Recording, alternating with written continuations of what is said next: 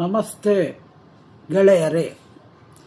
ನಾನು ವಾಟ್ಸಪ್ನಲ್ಲಿ ಹಾಗೆ ನೋಡುತ್ತಿರುವಾಗ ಒಂದು ವಿಡಿಯೋದಲ್ಲಿ ಒಂದು ಕತೆ ನೋಡಿದೆ. ಆ ಕತೆ ನನಗೆ ತುಂಬ ಇಷ್ಟವಾಯಿತು.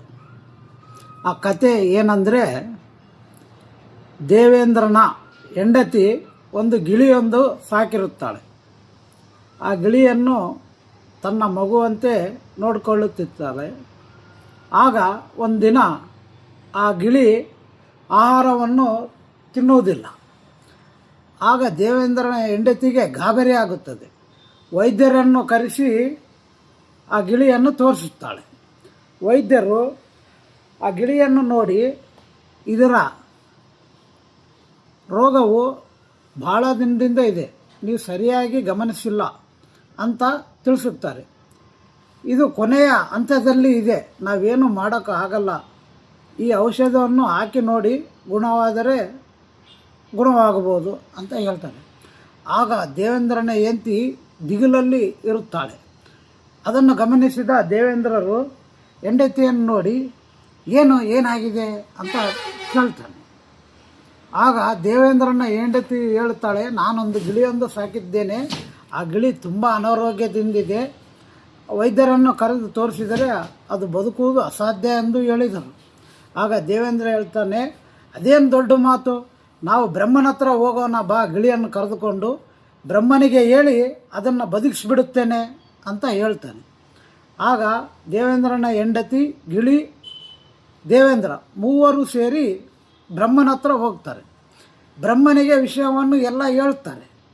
ಬ್ರಹ್ಮ, ನಾನು ಹಣೆಬರಹವನ್ನು ಬರೆಯುವುದು ಅಷ್ಟೇ ನನ್ನ ಕೆಲಸ, ಆದರೆ ಮರುಜೀವ ನೀಡಲು ನನ್ನಿಂದ ಆಗಲ್ಲ, ನಾವು ಪರಮೇಶ್ವರನ ಹತ್ರ ಹೋಗೋಣ ಬನ್ನಿ ಅಂಥೇಳಿ ಹೇಳ್ಬಿಟ್ಟು ಈ 4 ಜನ ಪರಮೇಶ್ವರನ ಹತ್ತಿರ ಹೋಗ್ಬಿಟ್ಟು, ದೇವೇಂದ್ರ ಹೆಂಡತಿ ಹಿಂಗೆ ಗಿಳಿ ಸಾಕಿದ್ದಾನೆ, ಹಿಂಗೆ ಅದು ಭಾಳ ಅನಾರೋಗ್ಯದಿಂದಿದೆ ಪ್ರಭು, ಇದನ್ನು ಹೇಗಾದರೂ ಮಾಡಿ ನೀವು ಬದುಕಿಸಿ ಅಂತ ಪರಮೇಶ್ವರನ ಹತ್ರ ಬೇಡಿಕೊಳ್ಳುತ್ತಾರೆ.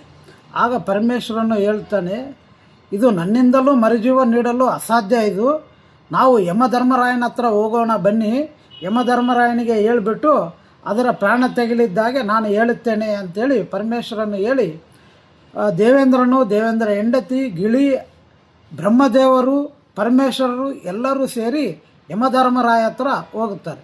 ಯಮಧರ್ಮರಾಯ ಇವ್ರನ್ನೆಲ್ಲ ನೋಡಿ ಗಾಬರಿಗೊಂಡು ಬಾಗಿಲಲ್ಲಿ ಓಡಿ ಬಂದು, ಪರಮಾತ್ಮರೇ ಏನು ಈ ಥರ ಈ ಕಡೆ ಬಂದುಬಿಟ್ರಿ ನೀವೆಲ್ಲ ಅಂಥೇಳಿ ಹೇಳ್ತಾನೆ.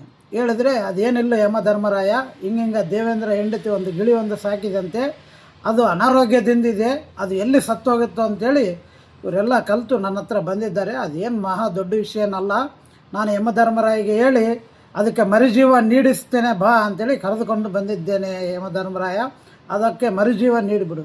ಪ್ರಭು, ನಿಮಗೆ ತಿಳಿಲಿದ್ದು ಏನಿದೆ ಪ್ರಭು, ಇದರಲ್ಲಿ ನಾವು ಯಾರ್ಯಾರು ಹೆಂಗೆ ಸತ್ತೋಗ್ತಾರೆ ಅನ್ನೋ ಹಣೆಬರಹವನ್ನು ಒಂದು ಎಲೆ ಮೇಲೆ ಬರೆದು ಆ ಒಂದು ಕೋಣೆಯಲ್ಲಿ ಕಟ್ಟಿ ಹಾಕಿರುತ್ತೇವೆ ಪ್ರಭು. ಆ ಕೋಣೆಯಿಂದ ಯಾವ ಎಲೆ ಆದರೆ ಕೆಳಗೆ ಬೀಳುತ್ತೆ, ಅದು ಹೇಗೆ ಸತ್ತೋಗಬೇಕಂದ್ರೆಗಿನ ಹಂಗೆ ಪ್ರಾಣತ್ಯಾಗ ಮಾಡುತ್ತೆ ಪ್ರಭು ಅಂಥೇಳಿ ಯಮಧರ್ಮರಾಯ ಹೇಳ್ತಾನೆ. ಹಾಗಾದರೆ ಬಾ, ಆ ಕೋಣೆಯಲ್ಲಿ ಈ ಗಿಳಿ ಸಾವಿನ ಎಲೆ ಎಲ್ಲಿದೆ ನೋಡಿ ಕಿತ್ತಿ ಬಿಸಾಕು ಅಂತ ಪ್ರಭುಗಳು ಪರಮೇಶ್ವರರು ಆಜ್ಞೆ ಮಾಡ್ತಾರೆ. ಆಯಿತು ಪ್ರಭು ಬನ್ನಿ ಅಂತೇಳಿ ಆ ಕೋಣೆ ಹತ್ರ ಹೋದ ಕೂಡಲೇ ಒಂದು ಎಲೆ ಒಂದೇ ತುಬುಕ್ಕಂತ ಕೆಳಗೆ ಬಾಗಿಲಲ್ಲಿ ಬೀಳುತ್ತೆ.